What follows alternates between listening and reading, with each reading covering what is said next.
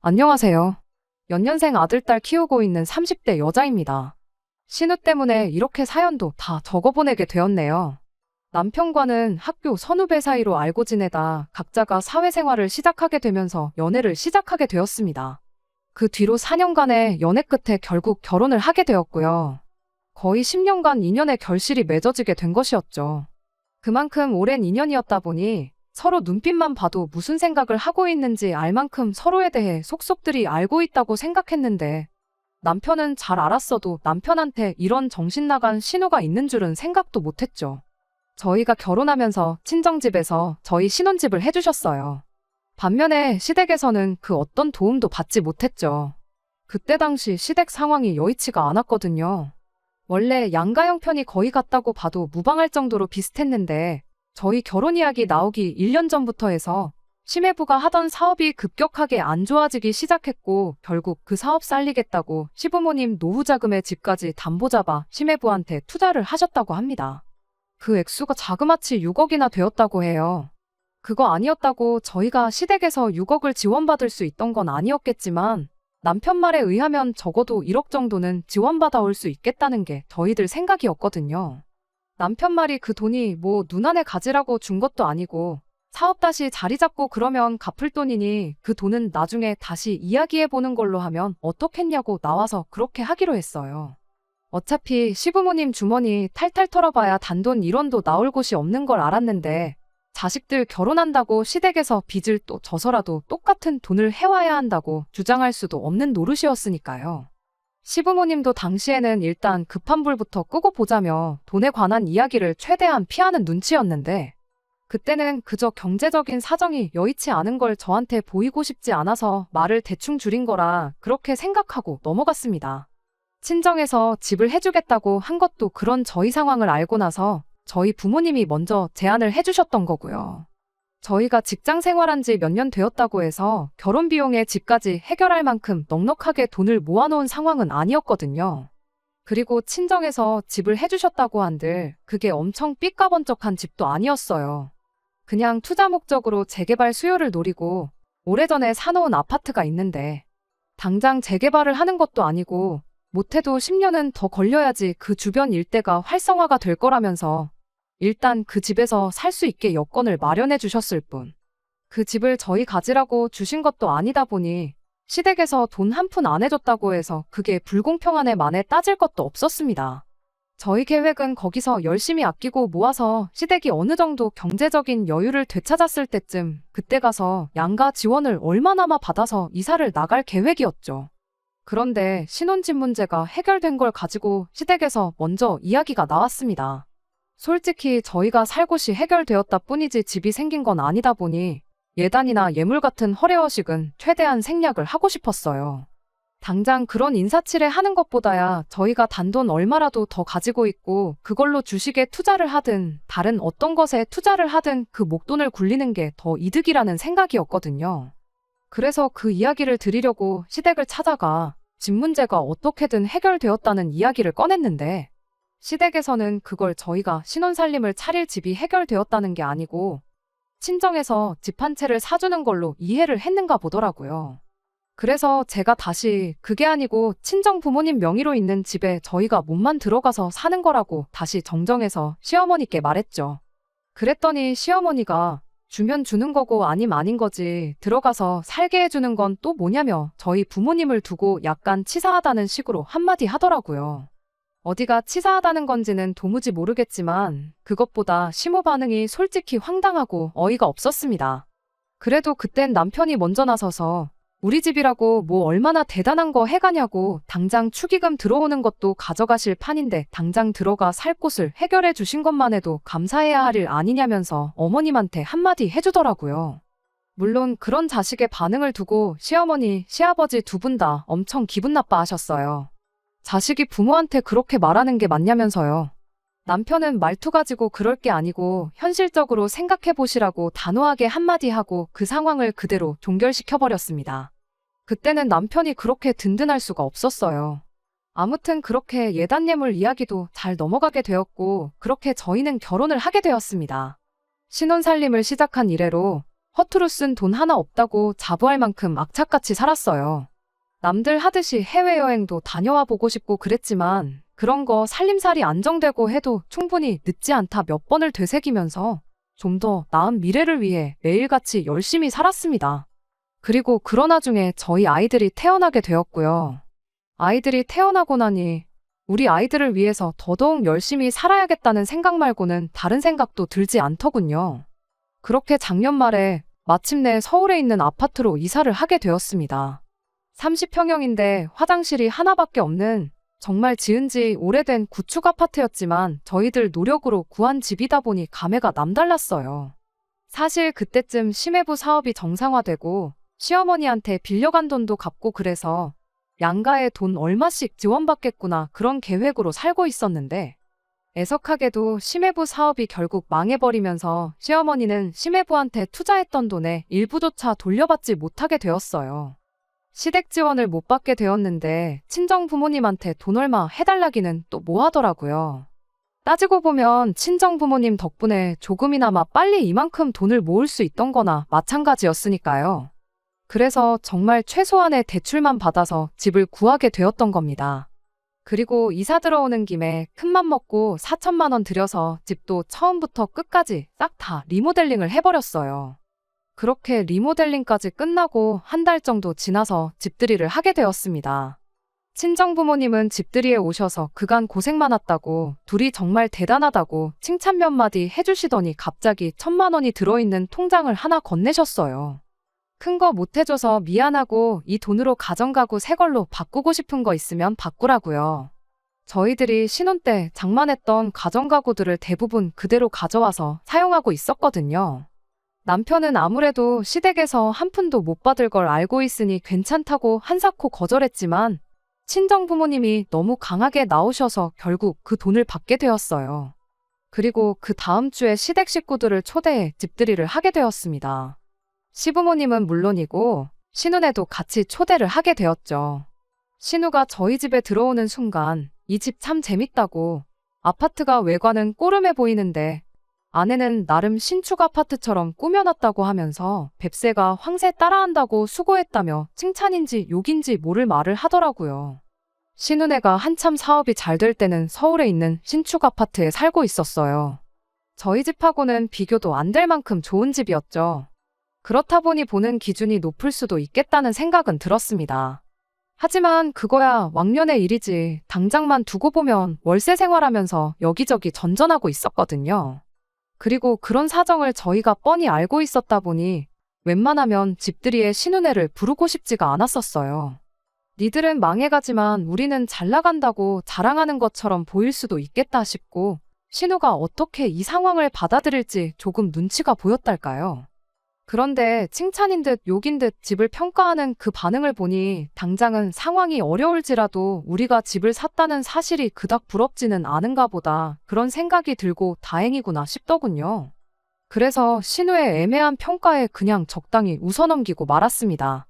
그런데 알고 보니 신우가 저희 집을 우습게 본 게 아니고 진짜 부러워했던 모양이더라고요. 그도 그럴게 당장 방 한 개 딸린 월세집에서 심해부랑 10살 먹은 딸하고 같이 지내는 것도 모자라 시부모님도 같이 모시고 살고 있었거든요. 집들이 이후 그전까지 저희랑은 거의 연락도 없이 지내던 신우가 저한테 자주 연락을 해왔어요. 시조카가 우리 아이들을 너무 보고 싶어 한다면서요. 저희 애들이 그때 2살, 3살이었는데 10살 먹은 시조카에 비하면 한참 어리기도 했고 막상 집들이 때 시조카가 저희 애들을 이뻐하는 느낌은 하나도 없었거든요. 그때는 그저 시조카가 좁아터진 집이 얼마나 싫었으면 말을 그렇게 하면서까지 우리 집에 놀러오고 싶다고 할까 그런 생각이었습니다. 오히려 부모님, 그러니까 신우랑 심해부가 상처받지 않게 애들 보고 싶다고 돌려 말을 하는 게 애가 참 어른스럽구나 하는 생각까지 들었어요. 신우네가 좋아서라기보단 어린 시조카가 불쌍한 마음에 자주 놀러오시라 했죠. 이렇게 된 지금에 와서 다시 생각해보면 그런 저의 어줍잖은 배려가 화근이 되었다면 화근이 되었겠다고 할 수도 있겠네요. 처음에는 저희 집에 올 때마다 주스라도 하나 사들고 오면서 미안한 기색을 보였던 신우가 그렇게 저희 집에 찾아오기 시작한 지 반년쯤 지났을 때는 그냥 자기 집 드나들듯 시도 때도 없이 저희 집에 찾아오고 그랬거든요. 심지어 저희 이사한 지 얼마 지나지 않아서 신우네가 이사를 하게 되었는데 마침 지역이 저희 새로 이사한 집 근처였어요.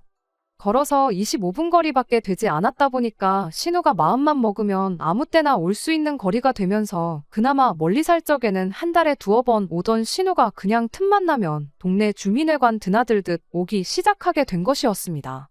처음에는 시조카가 집이 오죽 답답했으면 그랬겠냐고 오고 싶을 때 오라고 했던 건데 언젠가부터는 시조카를 데리고 오기는커녕 신우만 혼자서 저희 집에 찾아오기 시작한 게 더 문제였지요.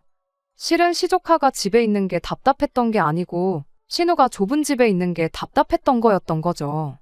신우가 그렇게 혼자 저희 집에 와서 하는 일이라곤 커피 머신으로 커피 한 잔 내려놓고 저희 집 냉장고에 있는 간식거리들 꺼내 먹는 게 일이었어요.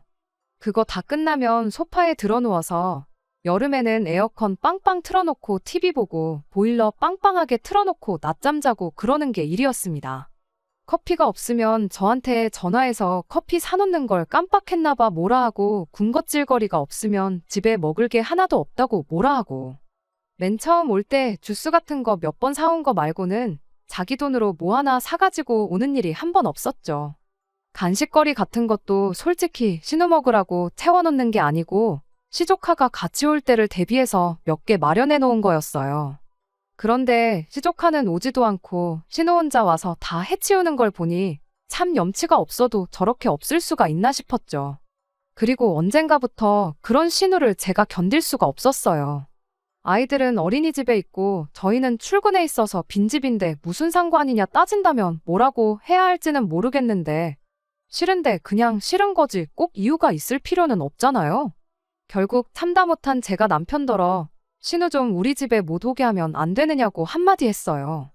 신우가 우리 몰래 퍼먹는 간식이며 커피값도 무시 못하겠고 신우 혼자 있는 집에 에어컨이며 보일러며 왜 그렇게 틀어대는지 솔직히 관리비도 신우 없으면 10만 원은 더 아껴 쓸 것 같다고요. 그제서야 남편이 진작에 눈치채지 못해서 미안하다며 신우 일은 자기가 확실하게 정리해놓겠다고 저한테 다짐을 하더라고요. 그렇게 남편을 믿고 남편한테 모든 걸 맡겨놓았죠. 남편이 그러겠다 했으니 최대한 빨리 이 상황이 일단락될 거라 믿어 의심치 않았습니다. 그런데 이 일을 가지고 시부모님한테서 생각지도 못한 이야기를 듣게 될 줄은 생각도 못했어요. 시부모님이 웬일로 저희 집에 다 오시겠다고 하길래 그러시라고 했죠.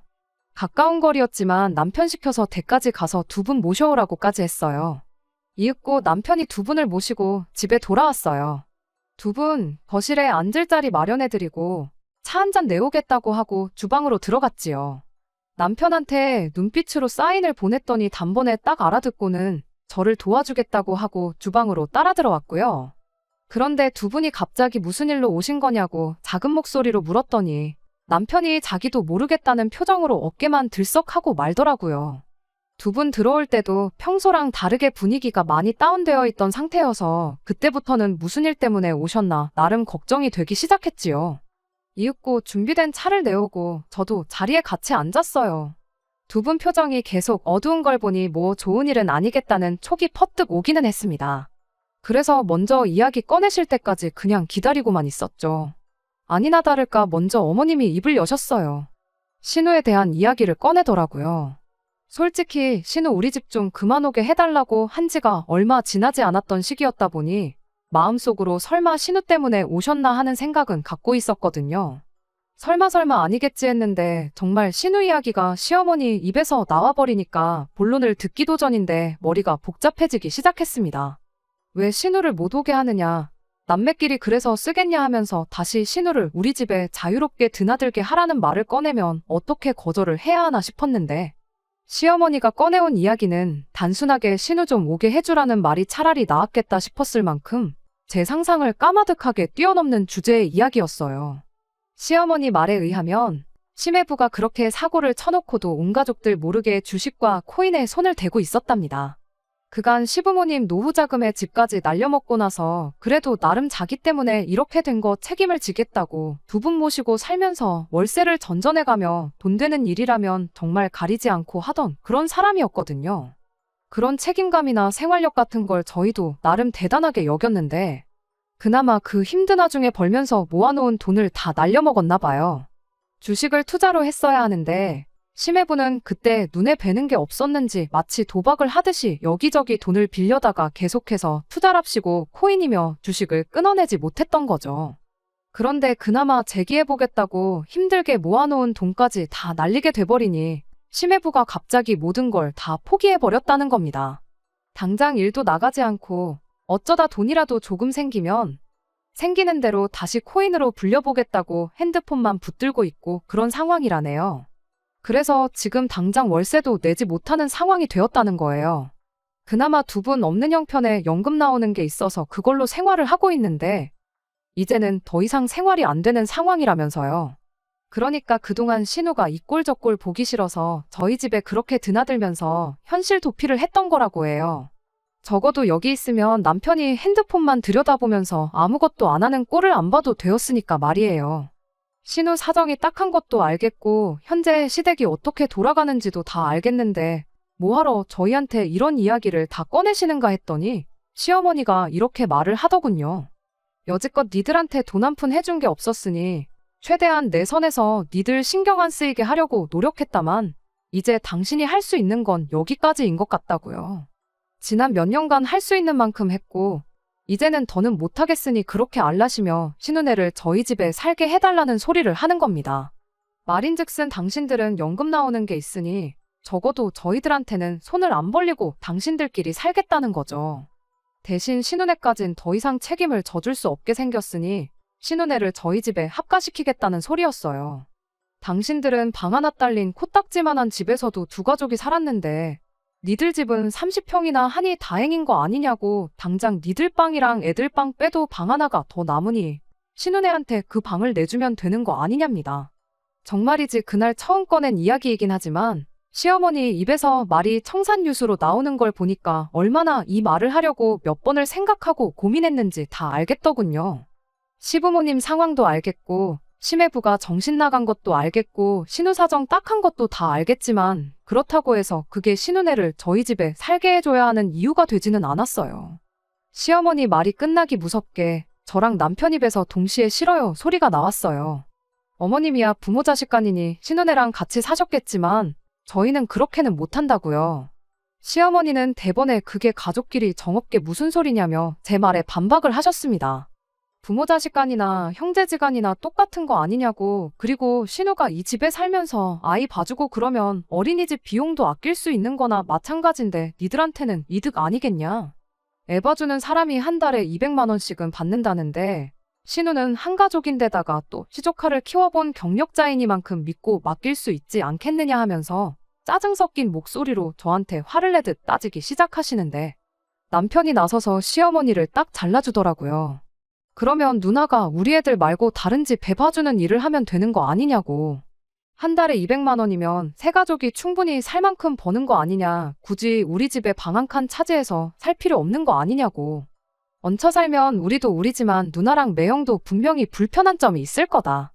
매형이 코인에 빠진 건 안타깝지만 누나가 이래서 가장 노릇을 하면 정신을 차릴 수도 있는 노릇이고 정신 못 차리면 그냥 이혼을 시키라고. 뭐가 이쁘다고 집안 전 재산 날려먹고 코인에 빠져서 똥오줌 못 가리는 사람을 데리고 사냐고 한마디 강하게 해주더라고요.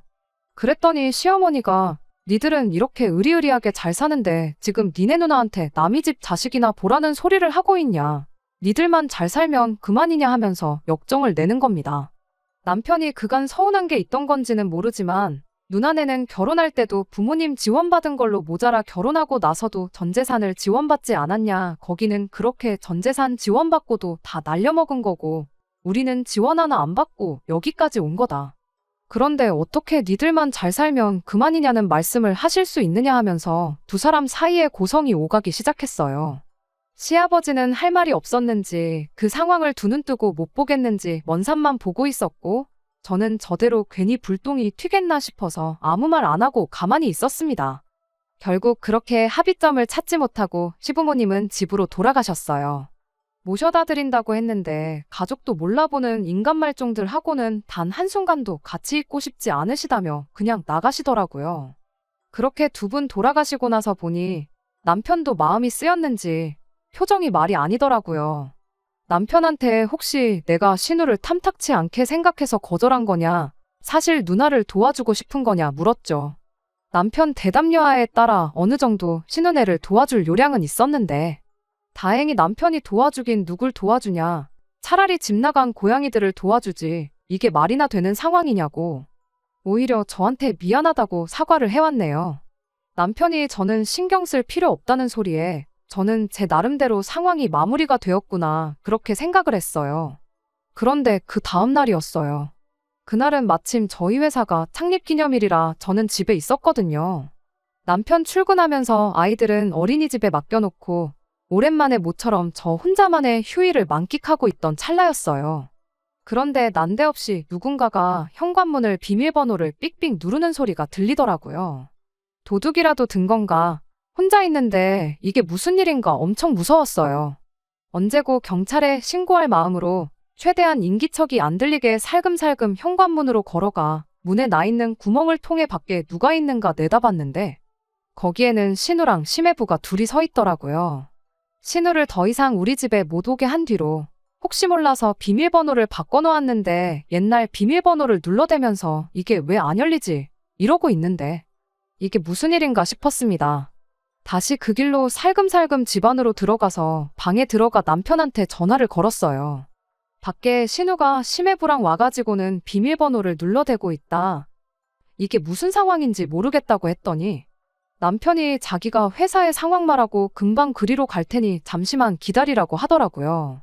저도 참 어리석었던 게 사실 그 상황에 가만히 기다렸다가 남편이 도착해서 해결하게 냅뒀으면 되는 건데 괜히 남편 도착했을 때 제가 집에 있었으면서도 두 사람을 밖에 세워둔 걸 가지고 이야기가 나오지는 않을까 싶어서 두 사람한테 문을 열어줬어요. 나름 연기한다고 자다가 방금 막 일어난 척을 하면서 문을 살짝 열고는 무슨 일로 오셨냐고 능청스럽게 연락도 없이 어쩐 일로 오셨냐고 물어봤죠. 그런데 신우랑 심해부가 그런 제 말에 대답도 하지 않고 냅다 문을 잡아 뽑듯이 당기더니 막무가내로 집 안으로 들어오더라고요. 둘만 들어온 게 아니고 두 사람만큼 커다란 이민 가방 3개를 끌고 들어오면서요. 그러곤 그대로 저희 집 바닥에 드러눕는 거예요. 이 집에 같이 살게 해주기 전까지는 나갈 생각이 없다면서 말이죠. 그 더러운 꼴을 자식 앞에서는 보여주기 싫었는지 그나마 시족하는 시부모님한테 맡겨놓고 왔나 본데 그건 참 다행이다 싶었습니다. 시조카가 있었으면 애가 무슨 잘못이냐 불쌍한 마음에 제 마음이 같이 약해졌을 수도 있던 노릇이었으니까요. 신우 계획은 보나마나 뻔했어요. 집 비밀번호도 알고 있겠다. 저희 집 비었을 때 막무가내로 짐 싸들고 쳐들어와서 안 나간다고 뻐기면 저희들이 무슨 수로 그 둘을 내쫓겠나 하는 생각이었겠죠. 거기서 문을 열어준 저도 바보 같지만 참으로도 염치 없는 인간들이 세상에 또 있나 싶었습니다. 바닥에 대자로 드러누워서는 한다는 소리도 어이가 없었어요. 그렇게 안 봤는데 사람이 참 매정하다면서 반대 입장이었으면 자기들은 저희한테 방 한 칸이 아니고 방 2칸, 3칸도 내줬을 거라면서 난리법석을 떨더라고요. 이미 시부모님하고는 이야기가 다 되었고 우리들은 여기서 살기로 정했으니 그렇게 알라며 뻔뻔하게 나오는데 어이가 없었어요. 우리도 시부모님하고 이야기 다 했다고 같이 살 생각 없다고 분명히 뜻을 전했는데 이게 뭐 하는 짓이냐고 저도 지지 않고 한마디 했죠. 그랬더니 심해부가 자리에서 벌떡 일어나더니 손가락으로 제 어깨를 쿡쿡 찌르면서 저보고 뭐 집 하나 가지고 있는 걸로 그렇게 유세를 부리냐입니다. 그러면서 왕년에 자기들 잘 나가던 이야기를 하더라고요. 이미 제가 남편과 결혼하기도 전, 그러니까 저는 두 눈으로 본 적도 없던 때의 이야기를요.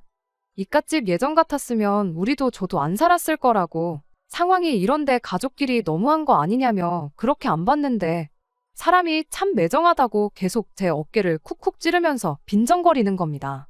신우가 바닥에 드러누워서 땡깡거리는 거야 그냥 진상을 부리는 거니 그냥 무시하면 그만이었지만 심해부가 저를 툭툭 건드리는 건 솔직히 기분이 나쁜 것보다 그 상황 자체가 무서웠어요.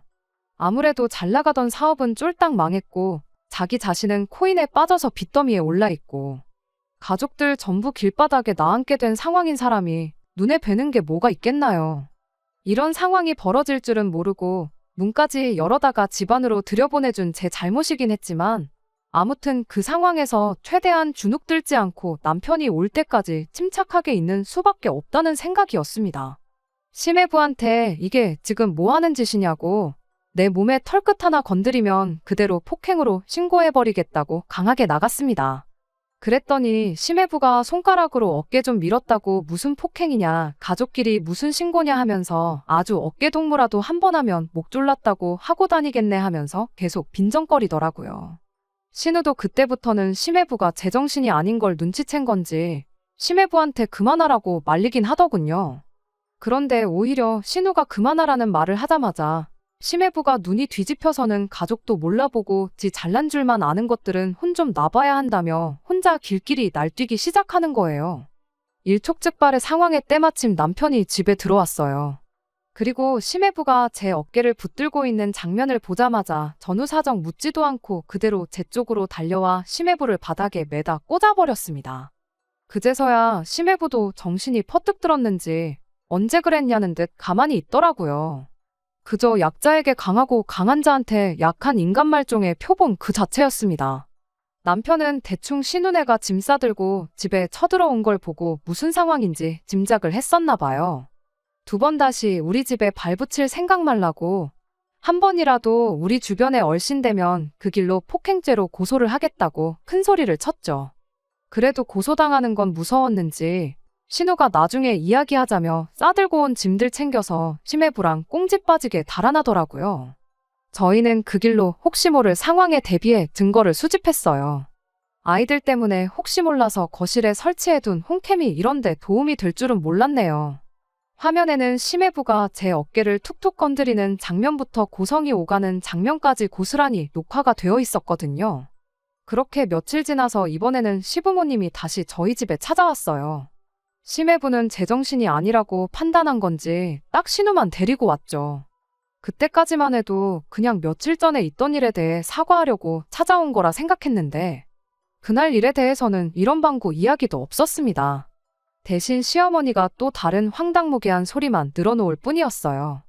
같이 사는 건 아무래도 아닌 것 같다며 다른 방법을 생각했는데 들어보겠냐며 누가 들으면 저희가 신우네한테 같이 살아달라고 부탁한 것처럼 말을 하더라고요. 이미 그때부터 들을 가치도 없는 이야기가 나올 거라는 생각이었어요. 아니나 다를까 시어머니가 저희 친정 부모님께 부탁해서 저희 이사 오기 전에 살았던 그 집을 신우네를 위해 비워줄 수 있는지 한번 물어보랍니다. 저희가 그 집에서 돈을 많이 모아서 이사를 나온 걸 보니 그 집이 아무래도 기운이 좋은 집 같다면서요. 나아가서는 그 집을 담보로 대출까지 받아줄 수 있는지 물어보라더군요.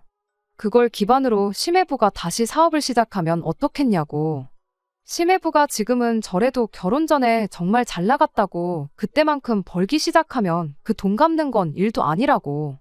아직도 당신들은 심해부한테 받을 돈이 있긴 하지만 이런 특수한 상황을 고려해서 집하고 돈만 어떻게 도와준다면 친정 부모님 돈을 먼저 갚을 수 있게 양보해주겠다며 선심 쓰듯 이야기를 하더라고요. 더 들을 것도 없겠다 싶은 와중에 남편이 그날 심해부가 저한테 언성 높이며 제 어깨를 툭툭 찌르는 영상을 시어머니한테 보여줬어요. 이런 사람한테 지금 뭘 해주고 그것도 모자라 처가의 돈까지 빌려달라고 할 이유가 뭐가 있겠냐고. 당장에라도 고소를 해도 모자랄 인간 도와줄 생각 없고 아무리 누나랑 내 조카가 걸려있다고 한들 자기는 도와줄 생각 추호도 없으니 그만 가시라고 단호하게 한마디를 하더라고요. 그랬더니 시어머니가 가족도 모르는 괘씸한 놈이라며 저희 보고 어디 니들 맘대로 한번 살아보랍니다. 가족들 내치고 연 끊고 살면서 잘 풀리는 사람은 당신 생애 본 적이 없다고. 어디 니들도 잘 되나 한번 지켜보겠다고요. 그 말에 남편이 눈 하나 깜짝 안 하고 연 끊고 살 건데 우리가 잘 되는지 안 되는지 그 소식은 어디서 들으실 거냐고. 연 끊을 거면 소식도 못 들을 만큼 우리 근처에 얼씬도 말아달라며 덤덤하게 한마디 하고 말더라고요. 신우는 행여나 심해부를 진짜로 고소할까봐 걱정이 되었는지 딱히 아무 말도 안 하고 있다가 영 끊는다는 말에도 남편이 꿈쩍도 안 하자 글렀다 싶었는지 시부모님 모시고 집을 나갔어요. 그렇게 시댁 식구들과 영 끊고 지낸 지가 벌써 반년이 다 되어 갑니다.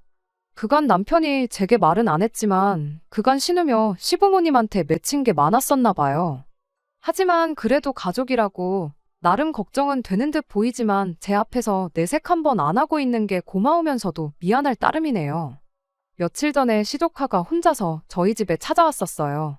오히려 그날의 일이 전화위복이 된 건지 심해부도 정신을 차린 건지 다시 일을 나가기 시작했다 하고 신우도 무슨 일을 하는지는 정확히 모르겠지만 일을 하고 있다고 하네요. 결국 자식이라고 시부모님이랑 같이 한 집에 지내고 있다고 하고요. 아이러니하게도 시어머니 말과는 반대로 이렇게 영 끊고 지내게 되니 오히려 그쪽 집은 정신 차리고 잘 지내게 된 것 같아 보였어요. 어린 시조카 보면 왠지 마음이 짠해져서 도와주고 싶은 마음도 들었지만 여기서 저희가 괜히 오지랖 부릴 필요는 없다고 생각해서 그냥 시조카 필요할 만한 거 몇 개 사서 챙겨주고 집으로 돌려보냈습니다. 괜히 여지를 줬다가 잘하려고 노력하는 사람들 또 헛물키게 만들까 싶어서 말이죠. 영 끊고 지내고 있기는 하지만 아무쪼록 신우네가 어린 시조카를 위해서라도 정신 차리고 다시 제대로 된 인생을 살았으면 하네요. 기회가 된다면 그때는 시댁 식구들과 화해를 할 수도 있을 것 같아요. 그때까지 제가 해야 할 일은 그저 저와 아이들을 위해 가족들하고 등을 지는 길을 선택한 남편의 옆자리를 묵묵히 지켜주는 것 말고는 없는 것 같네요. 끝까지 들어주셔서 감사합니다. 오늘의 사연은 여기까지입니다. 구독과 좋아요, 알람 설정 부탁드리고 더 좋은 사연으로 다시 찾아뵙겠습니다. 감사합니다.